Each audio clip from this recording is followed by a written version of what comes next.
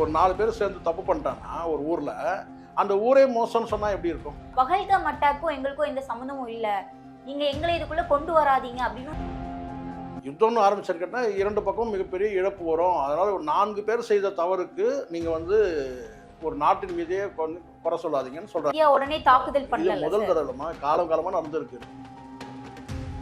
இந்திய அரசு நம்ம வந்து பொறுப்பேற்றுக்க சொல்றோம், ராஜினாமா பண்ணு கூட சொல்றாரு வந்து திருமாவளவன் சொல்றாரு. ஆனால் அங்க வந்து ஸ்டேட்ல வந்து ரூல் பண்றது யார்? வீர பண்ற ஒரே ஒரு நபரை இல்லை அவர் கூட இருக்கிற ஒரு 5 பேரை போய் பிடிக்கிறதுக்காக அந்த ஒட்டுமொத்த கிராம மக்களை எப்படிலாம் சூறையாடினாங்க, அதுதான் உதாரணமா எடுத்துக்க முடியும். சரி, இந்த பகல்காம் அட்டாக் மாதிரி ஏன் புல்வாமா அட்டாக் பத்தி யாருமே அவ்வளவா பேசல? பரவலா வந்து ஒரு கருத்து இருக்கு. என்னன்னு கேட்டா இது வந்து உங்கள் லெஜண்ட் சரோனாவில் அக்ஷய திருதியை முன்னிட்டு தங்க நகைகளுக்கு பவுனுக்கு ரூபாய் 2000 தள்ளுபடி. ஏப்ரல் 22 முதல் மே 4 வரை the Legend New Saravana Stores பிரம்மாண்டமாய் பாடி. என்னப்பா உனக்கு பர்த்டேவா? எனக்கு சார் ஃபாஸ்டாக் டேக்ஸோட 25th anniversary. அப்ப 25 வருஷமா ஃபாஸ்ட்ராக் கூட கஸ்டமரா இருக்கேன்னு நானும் பெருமையா சொல்லிக்கலாம். டவுன்லோட் ஃபாஸ்ட்ராக் டாக்ஸி ஆப் நவ.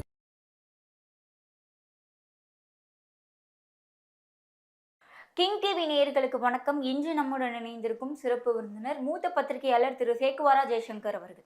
வணக்கம். வணக்கம் சார், ஒரு 4 பேர் செய்த தவறுக்காக முழு பாகிஸ்தான் நாட்டையே வந்து தண்டிப்பது குற்றமா தவறு அப்படின்னு சொல்லியிருக்காரு விஜய் ஆண்டனி அவர்கள். இதை பத்தின உங்களுடைய புரிதல் என்னவா இருக்கு? சரியான வார்த்தை. ஒரு தீவிரவாதியை வந்து நீங்க வந்து மதங்கள் அடிப்படையில் பார்க்கக்கூடாது. ஒரு நாட்டையே ஒரு நாட்டின் குடிமகன்ற அந்த அளவுக்கு கூட நம்ம பார்க்க வேண்டாம். கெட்டவன் தான். ஆனால் அவனை வச்சு கெட்டினா ஒரு நாட்டையே வந்து ஒட்டுமொத்த நாட்டையே வந்து அவங்க மேலே வந்து போர் தொடுக்கிறேன்னு சொல்கிறதோ, திருப்பி அடிக்கணுன்ற சிலதான் பேசுகிறாங்கல்ல, பதிலடி கொடுக்கணும், திருப்பி அடிக்கணும், அது தீவிரவாதிகளுக்கு கொடுக்கறதுல வந்து தப்பு இல்லை, அதில் நம்ம வந்து சமரசம் கிடையாது. ஆனால் அவர் சொன்ன வார்த்தை என்ன கேட்டினா, ஒட்டுமொத்தமாக நாட்டையே நீங்கள் வந்து ஒரு எதிரி நாடாக பார்க்காதீங்க. சார், அந்த நாட்டினுடைய அரசாங்கம் தானே சார் தீவிரவாதத்துக்கு வந்து துணை புரியுது. நீங்கள் சொல்கிறது சரிம்மா. சரி, நான் என்ன சொல்கிறேன்னா, அந்த நாட்டை நிர்வாகம் பண்ணக்கூடிய நிலைமை என்னன்னு பாருங்கள். அவர் என்ன பேசியிருக்காருன்னு பாருங்கள். அவருக்கு பின்னணி எதுக்கான அந்த நெருக்கடி எதுக்குன்னு பாருங்கள். நீங்கள் நாடுன்னா அந்த நாட்டில் இருக்கிற பிரைம் மினிஸ்டரு, அமைச்சர்கள், அது மட்டும் நீங்கள் பார்க்காதீங்க. அதாண்டி மக்களை பாருங்கள். நீங்கள் இங்கே வந்து உங்களுக்கு ஏற்கனவே நான் போயிருக்கேன். 2006 நான் வந்து ட்ராவல் பண்ணியிருக்கிறேன். காஷ்மீருக்கு, ஜம்முக்கு போயிருக்கேன், ஸ்ரீநகர் வரைக்கும் போயிருக்கேன். ஒரு 4 நாள் டூரிஸ்ட்டாக போய் அங்கே தங்கியிருக்கேன். அங்கே என்ன நிலைமைன்னு எங்களுக்கு தெரியும். நீங்கள் சாதாரண நீங்கள் வந்து ஒரு நாட்டை நீங்கள் அடையாளம் காணும்போது அந்த மக்களோட சேர்ந்து பாருங்கள். ஒரு குறிப்பிட்ட ஒரு 5 பேர் 4 அவர் சொல்கிறது அதுதான், விஜய் ஆண்டனி அவர்கள் சொல்கிறது அதுதான். என்னென்னு கேட்டால், ஒரு 4 பேர் சேர்ந்து தப்பு பண்ணிட்டாங்கன்னா ஒரு ஊரில் அந்த ஊரே மோசம்னு சொன்னால் எப்படி இருக்கும்? ஆனால் பாகிஸ்தானில் இருக்கவங்க இந்த மக்களை பார்க்கல, இந்தியாவில் இருக்க மக்களை பார்க்கல. அதுதாங்க நான் சொல்கிறது. தவறு யார் செஞ்சாலும் அவனை பாருங்கன்ற நான். அவர் சொல்கிறது அதுதான். 4 பேர் சேர்ந்து தவறு பண்ணுறான், அந்த நாட்டில் இருக்க தவறு பண்ணுறான்னா நீங்கள் ஒட்டு மொத்தமாக நீங்கள் எப்படி வந்து அந்த நாடும் மக்களுமே வந்து நீங்கள் நம்ம போர் தொடுக்கணுன்றது பேசுகிறது எப்படி? இல்லை அந்த நாட்டோட படையெடுத்து போகணும்னு சொல்கிறது எப்படி? இதைத்தான் பலரும் சொல்கிறாங்க. திருப்பி அடிக்க வேணாம்னு சொல்லலை, அடிக்கணும். ஆனால் யாரை அடிக்கணும்னு கேட்டால், யார் அந்த குற்றத்தை செஞ்சானா அவனை அடிக்கணும். நீண்ட காலமாக ஒரு பொறுப்புள்ள ஒரு அமைச்சரே சொல்கிறாரு, எங்களுக்கு பின்னாடி வந்து அமெரிக்காவில் வந்து ஒரு அழுத்தம் இருக்குது, 30 வருஷமாக நாங்கள் இதை தான் செய்கிறோம் அப்படின்னு சொல்கிறாரு. இப்போ நம்ம நாட்டுக்கு வந்திருக்கிற வந்து ட்ரீட்மெண்ட்காக வந்திருக்கிறாங்க, பாகிஸ்தான்ல வந்திருக்கிறாங்கல்ல, அவங்களாம் கலங்கிறத நம்ம பார்க்குறோம்ல. அவங்களாம் டூரிஸ்டாக வரவே இல்லை, அவங்களாம் வந்து ஒரு ட்ரீட்மெண்ட்டுக்காக வந்திருக்கிறாங்க. அவங்க நமக்கு கண் கலங்கிறத நம்ம பார்க்குறோம், சாதாரண மக்கள் அவங்க. அதே மாதிரி தான் நம்ம அங்கே இருக்கிற மக்களையும் பார்க்கணும். ஆனால் இங்கே நாம வந்து இங்கே அடைக்கலம் வந்து கேட்டால் எந்த தீவிரவாதிக்கும் அடைக்கலம் நம்ம கொடுக்கல. ஆனால் அந்த நாடு கொடுக்குதுன்னு கேட்டால் அந்த நாட்டுக்கு ஒரு அழுத்தங்கள் இருக்குது, அதை சொல்கிறாங்க. அவர் பொறுப்புள்ள ஒரு அமைச்சரே சொல்கிறார்ல, எங்களுக்கு பின்னாடி வந்து அமெரிக்கா இருக்குது, அதோட அழுத்தம் 30 ஆண்டு காலம் நாங்கள் வந்து இதை வந்து அனுபவிச்சுட்டு இருக்கிறோம் நாங்கன்னு சொல்கிறாருல்ல. ஒரு அரசுக்கு ஈடுபடுறதுக்கு அமெரிக்காவும் ஒரு காரணம். ஆமாம், அவர் சொல்கிற ஸ்டேட்மெண்ட்டே இருக்குல்ல, அங்கே நாட்டில் கொடுக்குற ஸ்டேட்மெண்ட் இருக்குல்ல. ஆனா அமெரிக்காவே இப்ப இந்தியாவுக்கு தானே சார் சப்போர்ட் பண்ணுது. அதான் சொல்றேன்னு கேட்டேன்னா, இங்க அரசியல் நிலைப்பாட்டுகளுக்காக சப்போர்ட் பண்றது வேற. அதுக்கு பல காரணங்களுக்கு அது ரொம்ப ஆழமா போகணும். ஒவ்வொரு நாடும் வந்து பார்த்தா ஒரு காரணங்களுக்காக சப்போர்ட் பண்ணுது. கடந்த காலத்தில் வந்து போராளி குழுக்களை வந்து கேட்டினா குறிப்பிட்ட நாடுகள் வந்து சப்போர்ட் பண்ணுது. அதே நாடுகள் வந்து அவங்களை கலைச்சி விட்டதெல்லாம் நம்ம பார்த்தோம்ல. அது ஈழத்தையே நம்ம உதாரணத்துக்கு எடுத்துக்க முடியும். ஒரு குறிப்பிட்ட காலம் எந்த நேரத்துலையும் வந்து கேட்டால் நீங்கள் தீவிரவாதத்தை வந்து பார்த்தீங்கன்னா நீங்கள் ஆதரிக்கக்கூடாது. எப்படி ஒரு பகுதியில் வந்து கேட்டால் வந்து தற்காலிகமாக நீங்கள் வந்து ஒரு ரவுடிசத்தை நீங்கள் ஆதரிக்கிறீங்கன்னு வச்சுக்கோங்களேன், ஒரு சாதிய பாதுகாப்புக்கோ அல்லது வேறு ஏதோ ஒரு காரணக்காக நீங்கள் ஒரு ரவுடிசத்தை வந்து ஒரு 4 ரவுடிகளை வந்து நீங்கள் ஆதரிக்கிறீங்கன்னா, அந்த ரவுடிகளாக நாளைக்கு உங்களுக்கே வந்து சிக்கல் வரும், சாதாரண மக்களுக்கு சிக்கல் வரும். அதுதானே சார் இப்போ பாகிஸ்தான் அதை தான் சொன்னேன். அதை பாகிஸ்தான் பண்ணுதுன்னா அந்த பாகிஸ்தான் எதுக்காக பண்ணுதுன்றது அதுக்கு வந்து அதுக்கான விளக்கம் அவங்க தராங்க. ஆனால் இங்கே அவர் சொல்லக்கூடிய விஜய் ஆண்டனி சொல்லக்கூடிய கேட்டால் 4 பேர் செய்த தவறுக்காக ஒட்டுமொத்த நாட்டையும் நீங்கள் சொல்லாதீங்க. அங்கே வந்து பார்த்தீங்கன்னா ஏற்கனவே உங்களுக்கு தெரியும் அந்த ஒவ்வொரு நாட்டுக்கும் இங்கே நம்ம நாடு வந்து கேட்டால் ஜனநாயக வந்து ஆட்சி இங்கே நடக்குதுன்னா அங்கே அப்படி கிடையாது. ஜனநாயகன்ற பேரில் வந்து கிட்டத்தட்ட வந்து கேட்டால் அது ஒரு ஆதிக்க சக்திகளால் நடத்தக்கூடிய ஆட்சி தான் அங்கே. கடந்த காலத்தில் பல விஷயங்கள் நடந்திருக்கு. பெனசிர் பூட்டோ மரணங்கள்லேருந்து நீங்கள் நவாஸ் ஷெரீஃபோட ஆட்சி காலத்தில் நடந்த விஷயங்கள், அவர் வந்து பதவி பறிக்கப்பட்டு யாரும் நிரந்தரம் சொல்லணும், திடீர்னு வந்து அங்கே ஜனாதிபதி ஆட்சி வந்துடும், திடீர்னு பிரதமர் ஆட்சிக்கு போவோம், இப்படி கடந்த காலத்தில் அங்கே நிலை இல்லாமல் ஓடிட்டுருக்கோம். நீங்கள் பார்த்து வரலாறு எடுத்து பாருங்கள். ஸோ நீங்கள் இந்தியாவை வந்து ஒப்பிட்டு இல்லை வேறு நாடுகளை ஒப்பிட்டு நீங்கள் வந்து பாகிஸ்தானை பார்க்க முடியாதுன்ற நான். வேறு எங்கேயோ வந்து ஒருத்தர் இயக்கிற மாதிரியே இருக்கும் அந்த நாடு. சரி, இப்போ அமெரிக்காவினுடைய அழுத்தத்தினால தான் பாகிஸ்தான் இதை பண்றாங்கன்னா, இவங்க பேசுற பேச்சு அப்படி இல்லையே சார். நாங்க வந்து பதிலடி கொடுத்தோம்னா இந்தியா தாங்காது அப்படிதான். இந்த குரலுக்கும் பின்னாடி யார் இருக்கிறாங்கன்றதெல்லாம் இருக்கு. இந்த குரலுக்கு பின்னாடி யார் இருக்கிறாங்க அது பாருங்க. இதெல்லாம் வந்து சொல்லக்கூடிய வார்த்தைகள் தான். இப்போ இங்கிருந்து பேசலையா நம்ம வந்து பதிலடி கொடுப்போம்னு சொல்லிட்டு எல்லாரும் சொல்றாங்கல்ல. ஒரு உள்துறை அமைச்சர் சொன்னார் பரவாயில்ல, அமித்ஷா. ஆனால் அண்ணாமலை சொல்றாரு அடுத்த 24 மணி நேரத்தில் வந்து பதிலடி கொடுப்போம்னு சொல்றாரு. இவருக்கு என்ன அதிகாரம் இருக்கு? ஒரு தேசிய கட்சியில ஒரு குறைஞ்சபட்சம் ஒரு முதலமைச்சராக இருந்திருக்கிறாரா, இல்லை வந்து ஒரு எம்பியா, மாநில தலைவராக இருந்திருக்கிறார். ஒரு கட்சிக்கு ஒரு மாநில தலைவர், அவ்வளவுதான். ஆனா அவரே என்ன சொல்றாரு கேட்டா அடுத்த 24 மணி நேரத்தில் பதிலடி கொடுக்க போறேன்னா சொல்றாருல்ல. வசனம் இதுதான் கோபங்கள் படுறது கேட்டா இது ஒரு நாட்டை நிர்வாகம் பண்ணக்கூடிய விஷயங்கள். பல லட்சம் பல கோடிக்கணக்கான வந்து மக்களுடைய வந்து சாதாரண அப்பாவி மக்களுடைய உயிர். ஒரு போர்னு வச்சுக்கிட்டா கேட்டால் சொல்லிடுவாங்க, ஈஸியாக சொல்லிடுவாங்க. கடந்த காலத்தில் சொன்னவங்க தான் பலரும் சொல்லியிருக்காங்க. ராஜீவ்காந்தி கூட சொல்லியிருக்கிறாரு, இந்திரா காந்தி கூட சொல்லியிருக்கிறாங்க. போர்னு வரும்போது 2 பக்கமும் இழப்புகள் வந்து சர்வசாதாரணம்னு சொல்லியிருக்கிறாங்க. அந்த வலியை உணரும் போது தான் தெரியும். அவங்க கிட்ட இருந்து ஒரு இழப்பு வருது, அவங்க வீட்டில் அவங்க குடும்பத்தில் இருக்கவங்க இழந்தாங்கன்னா தான் அந்த வலி என்னன்னு தெரியும். போர்ன்றது சாதாரண விஷயம் கிடையாது. யுத்தம்னு ஆரம்பிச்சாரு கேட்டால் 2 பக்கமும் மிகப்பெரிய இழப்பு வரும். அதனால் ஒரு 4 பேர் செய்த தவறுக்கு நீங்கள் வந்து ஒரு நாட்டின் மீதே குறை சொல்லாதீங்கன்னு சொல்றாரு. இது முதல் தடவை நடந்து இந்தியா உடனே தாக்குதல் பண்ணல. முதல் தடவைமா காலமா நடந்திருக்கு. நான் சொல்றேன் எவ்வளவுதான் பொறுத்துட்டு இருக்க முடியும். அதுக்காக இருங்க, நீங்க கடந்த காலத்தையும் போர் தானே. கார்கில் போர் எப்படி வந்துச்சு நான் கேட்குறேன். கார்கில் போரோட எண்டு என்ன சொல்லுங்க. கார்கில் வெற்றி, அந்த நம்ம கொடியை நட்டது எல்லாம் தெரியும். வாஜ்பாய் பீரியட்ல தான் கார்கில் அந்த யுத்தம் நடந்தது. ஆனால் கடைசியாக என்ன தீர்வு கிடைச்சிடுச்சா? இப்போ தானே யுத்தம் மறுபடியும் தானே நடந்துட்டு இருக்கு, தீவிரவாதம்ன்றது. ஸோ அதனால் அவங்க தரப்பில் ஒரு நியாயங்கள் கற்பிப்பாங்க. ஆனால் விஜய் ஆண்டனி சொன்னால் நீங்கள் அந்த ஒரு கேள்வி கேட்டிங்களா, அதுக்கு வந்து அது சரியான பதில் அவர் சொன்னதுன்னு கேட்டால் 4 பேர் செய்த குற்றத்துக்காக ஒரு நாட்டையே பழிக்க வேணும்னு சொல்ல. அவர் சார்பு நிலையில் இஸ்லாமியர்களை ஆதரிக்கணும், இந்துக்களை எதிர்க்கணும் அப்படி நோக்கெல்லாம் கிடையாது. அவர் எனக்கு தெரிஞ்சு கேட்டால் ஒரு மதங்களுக்குள்ளே கொண்டு வர முடியாது, சாதிக்குள்ளே கொண்டு வர முடியாது விஜய் ஆண்டனியை.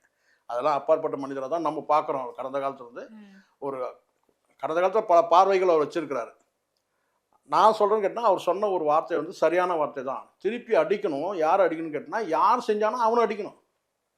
ஆனால் நம்ம என்ன செய்யணும் கேட்டால் வந்து ஒரு வார்னு போனோம்னு கேட்டால் அங்கே பொதுமக்களும் சேர்ந்து பாதிக்கப்படுவாங்க. அதை வந்து கடந்த காலத்தில் வந்து இந்தியா செய்யலை. முழுக்க தீவிரவாதிகள் தேடி தான் வேட்டையாடுவாங்க. சொல்லி பார்த்துருப்பீங்க நீங்களே பேப்பர்லாம். தீவிரவாதிகள் வந்து இவ்வளோ பேர் வேட்டையாடினாங்க. நேற்று 2 நாளைக்கு முன்னாடி கூட பார்த்துமே ஒரு சோல்ஜரை வந்து கொண்டுட்டாங்கன்னு சொல்லி கூட செய்தி வந்தது. ஸோ இப்படி தான் நம்ம பார்க்கணும். அது நீங்கள் வந்து கடந்த காலத்தில் நீங்கள் ஆழமான நீங்கள் வந்து காஷ்மீருடைய ஒட்டுமொத்த வரலாறையும் நீங்கள் படிச்சிங்கன்னா தான் அந்த யுத்தத்துக்கான காரணங்கள் என்னன்றதும் தெரிய வரும். அவங்க தரப்பில் என்ன நியாயங்கள் கற்பிக்கப்படுது, அந்த மக்களை அவங்க எப்படி நடத்துகிறாங்க, இவங்க வந்து பார்த்தீங்கன்னா வந்து இந்திய அரசு வந்து பார்த்தீங்கன்னா என்ன மாதிரியான உத்திகளை கையாளுறாங்க தீவிரவாதிகளை கண்டறியறதுக்கு. அங்கே வந்து ஒட்டுமொத்த மக்கள்கிட்ட காஷ்மீர் மக்கள்கிட்டயே கேட்டால் வந்து இராணுவத்தை சார்ந்தவங்க வந்து சாதாரண சிவிலியன்கள், சாதாரண குடிமக்களாக வந்து அங்கே அந்த நாட்டில் பரவி இருக்கிறாங்க. இராணுவத்தை சார்ந்தவங்களும் உளவுத்துறை சார்ந்தவங்களும். ஸோ மக்களாக கலந்துருக்கிறாங்க. தீவிரவாதிகளும் வந்து பார்த்திங்கன்னா மக்களோட மக்களாக இருக்கிறாங்க. இது ரொம்ப சிக்கலான ஒரு விஷயம் வந்து நம்ம 19 நம்ம கேட்டால் பாகிஸ்தான் தீவிரவாதிகளுக்கு அடைக்கலம் தருது. ஆமாம் தருது. ஆனால் பலரும் கூட இருக்கிறாங்க. ஆனால் பின்னணியில் யார் இருக்காங்கன்னு பாருங்கள். கரெக்டாக வந்து ஒசாமா பின் லாடன் வந்து அங்கே மட்டுமே கிடையாது, ஆப்கானிஸ்தான் இன்னும் பல இடங்கள் இங்கெல்லாம் தீவிரவாத குழுக்கள் இருக்கோ அங்கெல்லாம் வந்து நீங்கள் பாருங்கன்னு கேட்டால் எப்படி கரெக்டாக வந்து ஒசாமா பின் லாடன் வந்து ஐடென்டிஃபை பண்ணி பிளான் வந்து ஸ்கெட்ச் பண்ணி அடித்தாங்க. இதுதான் கடந்த காலத்தில் நிறைய விஷயங்கள் இருக்குது. தீவிரவாதத்தை தூண்டி வரதுக்கான அடிப்படை காரணம் என்ன, மூல காரணம் என்ன, இதெல்லாம் நமக்கு கேட்டால் நிறைய வரலாறுகள் நம்ம படிக்கணும். கிட்டத்தட்ட ஒரு 100 ஆண்டு கால வரலாறு படிச்சோம்னா கேட்டால் எந்த பக்கம் நியாயம் இருக்குது, ஆனால் கடைசியாக நமக்கு தீர்வுக்கே வந்து வர முடியாத ஒரு சூழல் ஆகிடும். சார் ஒரு இப்போ நம்ம கேட்குறாங்க ஸ்டேட்டில் வந்து ஆள்றது யார் அப்படி நம்ம சொல்லலாம்ல. இந்திய அரசு நம்ம வந்து பொறுப்பேற்றுக்க சொல்கிறோம், ராஜினாமா பண்ணு கூட சொல்கிறாரு வந்து திருமாவளவன் சொல்கிறாரு. ஆனால் அங்கே வந்து ஸ்டேட்டில் வந்து ரூல் பண்ணுறது யார்? ஸோ ஸ்டேட் ரூலுக்குன்னு ஒன்று இருக்குல்ல, அவங்களுக்கும் வந்து பார்த்தீங்கன்னா அங்கே வந்து பார்த்தீங்கன்னா பொறுப்புகள் இருக்குல்ல. அதான் அதுதான் இப்படிலாம் பேசுனா இது அரசியல் ஆகிடும். அவர் கேட்ட ஒரே கேள்விக்கு பதில் என்ன கேட்டிங்கன்னா வந்து இது வந்து 4 பேரை வச்சு ஒரு நாட்டையே நீங்கள் நம்ம குறை சொல்ல முடியாதுன்னு சொல்கிறோம். சார் ஒரு பக்கம் பாகிஸ்தானில் இருக்கக்கூடிய அரசியல் தலைவர்கள் இந்தியாவுக்கு மிரட்டல் விடுத்தாலுமே இன்னொரு பக்கம் அவங்களுடைய கருத்து என்னவா இருக்குன்னா பகல்காம் அட்டாக்கும் எங்களுக்கும் எந்த சம்மந்தமும் இல்லை, நீங்க எங்களை இதுக்குள்ள கொண்டு வராதீங்க அப்படின்னு. அதுதான் இங்கே கடந்த காலத்தில் பல தாக்குதல் இருக்குல்ல, இந்த புல்வாமா பல தாக்குதல் இருக்குல்ல, அதுக்கெல்லாம் வந்து ஒரு தீர்வு ஏற்றல்னா இப்படியான பேச்சுக்கள் வரதான் செய்யும். அடிப்படையில் இது என்ன ஒரு தாக்குதல் நடத்துகிறாங்கன்னா அதை கடைசியாக கண்டுபிடிச்சி யார் வந்து இந்த தாக்குதல் நடத்துனாங்கன்ற காரணங்கள்லாம் கடந்த காலத்தில் வந்து மூடி மறைக்கப்பட்டது. அடிப்படையில் உண்மையான காரணம் என்ன, இது வந்து பார்த்தீங்கன்னா வந்து ஜோடிக்கப்பட்டதா, ஃபேப்ரிகேட் பண்ணதா, இல்லை நிஜமான தாக்குதலா, யார் இந்த சதிக்கு பின்னாடி இருக்கிறது யார், இதெல்லாம் கடந்த காலத்தில் நம்ம கிளாரிட்டி கிடைக்காதனால மக்கள் சாதாரணமாக இங்கே நம்ம கிட்டத்தட்ட ஒரு 2500 கிலோமீட்டர் தாண்டி இங்கே நம்ம இருக்கிறோம். வெறும் ஊடகங்களில் பேசுகிறத மட்டும்தான் இப்போ நம்ம பேசிகிட்டு இருக்கிறோம் இல்லையா. ஊடகங்கள் என்ன சொல்லுதோ அதுதான் நம்ம கேட்டு தெரிஞ்சுக்கிற இடத்துல நம்ம இருக்கிறோம். அங்கே உள்ளே இருக்கிற மக்களுக்கு தெரியும் அங்கே என்ன நடக்குதுன்னு சொல்லிட்டு. நான் அங்கே ட்ராவல் 2006 நான் அங்கே வந்து ஒரு 3 நாட்கள் வந்து சுற்றுலா பயணியாக நான் போயிருந்த போது எப்போ வந்து டெல்லிக்கு வந்து சேருன்ற அந்த நிலைக்கு பதற்றமாயிடுச்சு. ஏன்னா அந்த மாதிரி மக்கள் அப்படி வந்து வாழ்ந்துட்டு இருக்கிறாங்க. சரி, இந்த பகல்காம் அட்டாக் மாதிரி ஏன் புல்வாமா அட்டாக் பத்தி யாருமே அவ்வளவா பேசல? பரவலாக வந்து ஒரு கருத்து இருக்கு என்னன்னு கேட்டா இது வந்து ஜோடிக்கப்பட்டது, ஃபேப்ரிகேட் பண்ணது சொல்லிட்டு பல வந்து ஊடகங்கள்ல சொல்றத கூட கருத்து. பகல்காம் அட்டாக்கும் அப்படி இருக்க வாய்ப்பு இருக்குல்ல சார்? அது நம்ம இப்ப தெரியாது இல்ல, அதுவும் கூட முழுமையா தெரியல இல்ல. புல்வாமா அட்டாக் கூட வந்து கேட்டா முழுமையா நமக்கு தெரியல இல்ல. ஊடகங்கள் சொல்லக்கூடியதை நம்ம நம்புறோம், அதுதான். பிஜேபி ஆதரவு ஊடகங்கள் வந்து தீவிரவாதிகள் அட்டாக்னு சொல்லுவாங்க, எதிர்ப்பாளர்கள் வந்து கேட்டா ஜோடிக்கப்பட்டதுன்னு சொல்லுவாங்க. இப்படி நடந்திருக்கு. எதுவும் நமக்கு வந்து ஒரு கிளாரிட்டி கிடைக்காத போது நம்ம முழுக்க நான் இந்த ஊடகங்கள் செய்தி ஊடகங்கள் சொல்லக்கூடியதை நம்ம நம்புகிறோம். அது எந்த பக்கம்னா இருக்கட்டும். அதுதான் நமக்கு வந்து பார்த்தீங்கன்னா உண்மையான விஷயம் என்ன கேட்டால் ஊடகங்களும் பல விஷயங்களும் உண்மையான விஷயங்களும் விளக்குறது இல்லை, மூடி மறைச்சிடுறாங்க. ஆமாம், அது கடந்து போயிடுவாங்க. ஒரு 4 நாளைக்கு ஒரு 10 நாளைக்கு அந்த செய்தி, அதுக்கப்புறம் கடந்து போயிடுவாங்க. அந்த அளவுக்கு வந்து கேட்டால் இங்கே கிளாரிட்டியே கிடையாது மீடியாக்களை பொறுத்த வரைக்கும். அது மெயின் ஸ்ட்ரீம் மீடியாக்களே இருக்கட்டுமே. ஸோ நமக்கு கிளாரிட்டி இல்லாதனால நம்ம வந்து அரசியலுக்காக வந்து பேசும்போது சாதாரண அரசியல்வாதிகள் வந்து ஒரு பேசக்கூடியதை நம்ம நம்பக்கூடிய சூழலுக்கு நம்ம வந்துடுவோம். இது எந்த பக்கம் நான் சொல்லவே இல்லை, பொதுவாக சொல்கிறேன் நான். அப்போ இந்த மாதிரி வேணால் ஒரு நியாய பார்வையில் நம்ம பார்த்தோம்னா நம்ம இப்படி தான் நம்ம எடுத்துக்கணும்னு கேட்டால் ஒரு நாட்டை வந்து கேட்டால் முழுக்க ஒரு நாட்டை வந்து நம்ம வந்து குறை சொல்ல வேணாம். ஆனால் கடந்த காலத்தில் சில ஆரோக்கியமான விஷயங்கள்லாம் நடந்தது. ரயில் போக்குவரத்து கூட ஆரம்பிச்சுதான் சொன்னாங்க, பஸ் போக்குவரத்துலாம் இருக்குது லாகூருக்கும். ஸோ இப்போ இதெல்லாம் கிடையாது, முடிஞ்சிடுச்சு, பரவாயில்ல அப்படின்னு நம்ம நினச்சோம். இப்போ திடீர்னு இப்போ இப்படி ஒரு தாக்குதல் வரும்போது கேட்டால் நம்ம யாரும் எதிர்பார்க்காம கொஞ்சம் சமைச்சு ஆஃப்டர் கொரோனாக்கு அப்புறம் பெரிய தாக்குதல் எதுவும் இல்லைன்னு நினைக்கிறேன். இப்போ இதுதான் பெரிய தாக்குதல்னு நினைக்கிறேன். சரி, இப்போ இந்தியா பாகிஸ்தான் இடையே வந்து போர் வரதுக்கான வாய்ப்புகள் எத்தனை சதவிகிதம் இருக்கு? அப்படி போர் ஏற்பட்டுச்சுன்னா எந்த நாடுக்கு அதிக இழப்பீடு அதிகமாகும், பாதிப்பு அதிகரிக்கும்? இல்லை, இது அந்த அளவுக்கு சென்சிட்டிவான விஷயமா கொண்டு போக மாட்டாங்க. போர் தொடுக்கிற அளவுக்குலாம் ஆகாது. தீவிரவாதிகளுடைய வந்து கேட்டால் வந்து தாக்குதல் அதிகரிக்கலாம், விளைவுகள் சொல்கிறேன். தீவிரவாதிகள் தேடி வேட்டையாடுறாங்க இல்லையா, அந்த மாதிரியான வேலைகள் நடக்கலாம். இன்னொரு வந்து பார்த்தீங்கன்னா வந்து பலப்படுத்தலாம், செக்யூரிட்டி இன்னும் கொஞ்சம் டைட் பண்ணலாம். இப்போ பல குற்றச்சாட்டுகள் இப்போ தானே வெளியே வருது. இவ்வளோ பேரை வந்து கேட்டால் பணி அமர்த்தாமல் விட்டுட்டாங்க, இவ்வளோ பேர் ரிலீவ் பண்ணிட்டாங்க, செலவினங்களை வந்து குறைச்சிட்டாங்க, அந்த பாதுகாப்பு சம்மந்தப்பட்ட செலவினம் குறைச்சிட்டாங்க.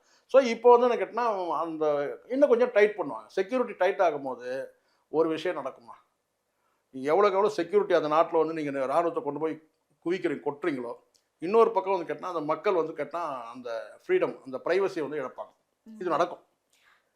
இது தவிர்க்கவே முடியாதுதான். சார், பெரிய பெரிய நடிகர்களுக்கும் அரசியல் தலைவர்களுக்கும் கொடுக்குற அந்த கார்டு, செக்யூரிட்டி கார்டு வந்து ஏன் பொதுமக்களுக்கு கொடுக்கறது? யார் சொன்னது பாதுகாப்பு இருக்கும்? நீங்க வந்து போய் பார்க்கல. நீங்க ஸ்ரீநகர்லாம் நீங்க போனீங்கன்னா 10 வீட்டுக்கு ஒரு ஜவான் நிற்பாங்க. 10 ஒரு அப்படி குறிப்பிட்ட இருந்தும் இது குறிப்பிட்ட போன்ற ஒரு சில தாக்குதலா சார்? அதுதான் நான் சொல்றேன். குறிப்பிட்ட அதுதான் நீங்க சொல்றேனே. இப்போ நான் உதாரணத்துக்கு நான் சொல்றேன். திடீர்னு ஒரு சாலையில வந்து நம்ம போயிட்டு இருப்போம். அந்த சாலையில வந்து நீங்க திடீர்னு வந்து சைரன் ஒலிக்கும். உடனே கேட்டால் அந்த ரோடை பிளாக் பண்ணுவாங்க. அடுத்த ஒரு 1 மணி நேரம் 2 மணி நேரத்தில் அது பார்த்தீங்கன்னா அந்த பிளாக்கை வந்து எடுத்துருவாங்க. முள் கம்பி போட்ட பிளாக். உடனே வந்து பார்த்தீங்கன்னா ஈஸியாக பிளாக் பண்ணுவாங்க. இங்கே தானே பிளாக் பண்ணுறதுக்கு இந்த பேரிகார்டு ஏதோ போடுறாங்களா? அங்கெல்லாம் அப்படி கிடையாது. ஒரு முள் கம்பி சுருள் இருக்கும். அந்த பார் ஓப்பன் பண்ணி எடுத்து கேட்டால் கொண்டு வந்து இப்படி கிராஸ் பண்ணி அந்த பாரை போட்டு சமட்டி வச்சு அடிச்சுடுவாங்க. அதான் பிளாக். அதில் நீங்கள் வந்து ஜீப்போ இல்லை பைக் எதுவும் போக முடியாது. எந்த வண்டியும் போக முடியாது. அப்படி போனாலும் பஞ்சர் ஆயிடும். அந்த மாதிரி வந்து செட்டப் இருக்கும். குறிப்பிட்ட சில பகுதிகளில் வந்து கேட்டால் வந்து 25 அடிக்கு ஒரு ஜவான் நிற்பார். சில இடங்களில் 10 அடிக்கு ஒரு ஜவான். எங்கெல்லாம் தீவிரவாதிகள் அட்டாக் இருக்கோ அதெல்லாம் சொன்னேன். நீங்கள் இங்கேருந்து நீங்கள் ஜம்மு தாண்டிட்டாலே ஜம்மு பஸ் ஸ்டாண்ட்லேருந்து நீங்கள் தாண்டி நீங்கள் ஸ்ரீநகர் நீங்கள் நோக்கி நகரும் போதே அந்த சாலையிலேயே உங்களுக்கு நல்லா தெரியும் வந்து பாதுகாப்பு எவ்வளோ தூரம் இருக்குது. மலைகளில் குடை மாதிரி இருக்கும். குடைன்னா உங்களுக்கு தெரியும், காளான் இருக்குல்ல, காளான் மாதிரி தெரியும் நமக்கு மலைகளில். ஸோ அதெல்லாம் என்ன வெள்ளை வெள்ளையாக அந்த குடை மாதிரி இருக்க காளான் மாதிரி இருக்க என்னதுன்னு பார்த்தீங்கன்னா அது வந்து ஷெட்டு, இந்த கித்தானில் போட்டிருப்பாங்கல்ல பாதுகாப்புக்காக கூரை. ஸோ அதுதான். அதனால் கேட்டால் பாதுகாப்பு வந்து கேட்டால் வந்து ஏற்கனவே இருக்கிற பாதுகாப்பு அப்படி மெயின்டைன் ஆகுது. கொஞ்ச காலம் வந்து பார்த்திங்கன்னா அந்த பாதுகாப்பு குறைஞ்சிருக்குன்றதே இவங்க இப்போ தான் செய்தியாக வருது. இப்போ மீண்டும் வந்து கேட்டிங்கன்னா அங்கே செக்யூரிட்டி டைட் பண்ணும்போது அங்கே இருக்கிற மக்கள் தான் அவதிப்படுவாங்க. ஏன்னா அங்கே மக்களோட மக்களாக இராணுவ குடியேற்றம்லாம் இருக்கும். அவன் சிவிலியனாகவே இருப்பான், நமக்கு தெரியாது. மக்களோட மக்களாக வந்து கலப்பாங்க. இன்னும் வந்து பார்த்தா இராணுவங்களை கொண்டு போய் வந்து குவிப்பாங்க. தேடுதல் வேட்டைன்ற பேரில் வந்து கேட்டால் வந்து பல சிக்கல் மக்கள் தான் அங்கே அவதிப்படுவாங்க. சார், இந்த விஜய் ஆண்டனி அவர்களுடைய கருத்து குறித்து சரியான புரிதல் கொடுத்துருங்க. சரியான கருத்து. அவர் சொன்ன கருத்து கேட்டினா ஒட்டுமொத்தமாக நம்ம வந்து நம்ம டென்ஷனை ஏற்றிக்கூடாதுல்ல. இது வந்து இராணுவத்துக்குன்னு சொல்லிட்டு பார்க்குறதோ அல்லது கேட்டால் மதம் சார்ந்தும் வந்து பார்த்திங்கன்னா வந்து முஸ்லீம்கள் எல்லாருமே வந்து இப்படியானவர்கள் சொல்லிட்டு. ஏன்னா இங்கே அங்கே கொல்லப்பட்டதில் வந்து கேட்டால் வந்து குதிரை சவாரி செய்யக்கூடிய ஒரு இஸ்லாமியரும் தான் பாதிக்கப்பட்டார். இந்த 26 பேர்ல 15 பேர் முஸ்லீம்னு சொல்றாங்க. அதை தான் நான் சொல்கிறேன். அந்த மாதிரி இருக்குன்னா முஸ்லீம்கள் கூட யாருன்றதை பாருங்க. குதிரை சவாரி செய்யக்கூடிய வந்து சாதாரண தொழிலாளிகள், அன்றாடம் காட்சிகள். அப்போ அதனால் என்ன கேட்டால் வந்து ஒரு மதம் சார்ந்து பார்க்குறதோ அல்ல வந்து ஒரு நாடு சார்ந்து பார்க்காதீங்க. 10 கட்டவன் அவனுக்குன்னு ஒரு சித்தாந்தம், அவனுக்குன்னு ஒரு குறிக்கோள் வச்சுக்கிட்டு அவன் வந்து இப்போ அட்டாக் பண்ணுறான்னா அதை வச்சு நீங்கள் நம்ம எப்படி இங்கே லோக்கலில் வந்து ரவுடிகளை எப்படி நம்ம நினைப்போம்? அப்படி தான் நம்ம எடுத்துக்கணும். அதை விட்டுட்டு கேட்டால் வந்து ஒட்டுமொத்தமாக ஒரு நாட்டையோ இல்லை ஒரு மதத்தையோ வச்சு நம்ம வந்து கேட்டால் வேற்று பார்வையில் பார்க்கறதுன்றது கூடாது. திருப்பி அடிக்கணும், தீவிரவாதிகளை திருப்பி அடிக்கணும். இப்போ எப்படி இங்கே வந்து ரவுடிகளை வந்து என்கவுண்டர் பண்ணுறாங்கன்னா எப்படி பண்ணுறாங்க? அந்த மாதிரி தான் நம்ம அதை எடுத்துக்கணும். ஆனால் அதுக்காக வந்து கேட்டால் ஒரு பகுதியில் வந்து அவன் மறைஞ்சிருக்கிறான், அந்த இடத்துல வந்து ஒரு தீவிரவாதி வந்து மறைஞ்சிருக்கிறான், அங்கே இருக்கிற வந்து ஒரு 10 ஜனங்களே கூட கொடுக்குறாங்க. இப்போ நான் வீரப்பனை வந்து வேட்டையாடினாங்க இல்லையா, அப்படிதான் வீரப்பனை வந்து கொன்னாங்க. எப்படி பண்ணாங்க? அங்கே போய் அங்கே இருக்கிற கிராம மக்களை டிஸ்டர்ப் பண்ணி மக்களை வந்து பார்த்தீங்கன்னா கொடுமை பண்ணி எவ்வளோ அது வந்து தனி கதையே சொல்ல முடியும். அவ்வளோ வரலாறு இருக்குது. அந்த மக்களை வந்து கொடுமை பண்ணி சித்திரவதை பண்ணி எல்லாம் பண்ணுது. வீரப்பன்ற ஒரே ஒரு நபரை இல்லை அவர் கூட இருக்கிற ஒரு 5 பேரை போய் பிடிக்கிறதுக்காக அந்த ஒட்டுமொத்த கிராம மக்களை எப்படிலாம் வந்து சூறையாடினாங்க. அதுதான் உதாரணமாக எடுத்துக்க முடியும். அது அவசியமற்றது. நம்ம இவங்க டார்கெட் வந்து வீரப்பன்னா வீரப்பனோட அந்த டார்கெட் இருந்திருக்கும். அதுக்காக இப்போ தீவிரவாதிகள்லாம் அதுக்காக மக்களை வந்து சோதிக்க மக்களை வந்து போய்க்கிறாங்க. மக்களில் வந்து பார்த்தோம்னா அவங்களுக்குள்ள புரிதல், அவங்களுக்குள்ள அங்கே நெருக்கடி. ஒரு பக்கம் அதான் அந்த பேட்டிகிட்டே சொல்லியிருப்பாங்க மக்கள். நாங்கள் ஒரு பக்கம் வீரப்பங்கிட்டையும் மாட்டிக்கிட்டு இன்னொரு பக்கம் வந்து போலீஸ்காரங்கிட்டையும் மாட்டிக்கிட்டு நாங்கள் பட்ட வந்து கஷ்டங்கள் எங்களுக்கு தான் தெரியணுவாங்க. ஸோ அதுதான் நான் சொல்கிறேன். அந்த பாகிஸ்தானுக்கு கூட என்ன மாதிரி நெருக்கடி இருக்குன்னு சொல்ல முடியாதுல்ல. அப்போ நீங்கள் ஒரு நாட்டையும் வந்து ஒரு குறிப்பிட்ட ஒரு மதத்தையும் வந்து நம்ம வந்து பழிக்கக்கூடாது, இல்லை வந்து படையெடுத்து போகணுன்ற அந்த வார்த்தைகள் கூடாதுன்னு தான் அவர் சொல்கிறாரு. கரெக்டான வார்த்தை, சாதாரண ஒரு மனிதாபிமானம் உள்ள வந்து சொல்லக்கூடிய ஒரு வார்த்தை தான் விஜய் ஆண்டனி சொல்லியிருக்காரு. சார், பகல்காம் அட்டாக் குறித்து சரியான புரிதல் கொடுத்துருந்தீங்க. தொடர்ந்து பேசலாம். நன்றிமா. உங்கள் லெஜண்ட் சரோனாவில் அக்ஷய திருதியை முன்னிட்டு தங்க நகைகளுக்கு பவுனுக்கு ரூபாய் 2000 தள்ளுபடி. ஏப்ரல் 22 முதல் மே 4 வரை. The Legend New Saravana Stores பிரம்மாண்டமாய் பாடி. என்னப்பா உனக்கு பர்த்டேவா? எனக்கு இல்லை சார், ஃபாஸ்டாக் டேக்ஸியோட 25th anniversary. அப்ப 25 வருஷமா ஃபாஸ்ட்ராக் கூட கஸ்டமரா இருக்கேன்னு நானும் பெருமையா சொல்லிக்கலாம். Download Fastrack taxi app now.